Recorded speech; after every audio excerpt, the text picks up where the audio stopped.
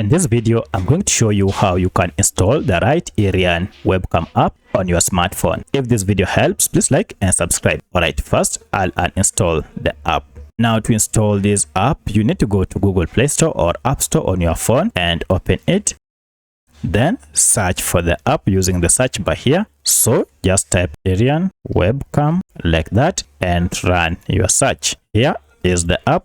Tap on it and make sure first it is from Iriun OY. At the time of recording this is the full name of the app, Iriun 4K webcam for PC and Mac. At the time of recording this app had a star rating of 4.3 with over 14,000 reviews, and it has over 10 million downloads, and the file size is very small. It's just about 3.5 MBs. However, these details might have changed by the time you download this. Now, if you see these details, you know you have the right app. Go ahead and tap on install to get the latest version of this app. Once the app has been installed, now you can open it straight from here, or if you go to your apps, you should see it. Now go ahead and agree to the terms and conditions and sign up. So that's how you can install the right Iriun webcam app on your smartphone. If you have any other question, kindly let me know in the comment section. Otherwise, thanks for watching and let's meet in the next video.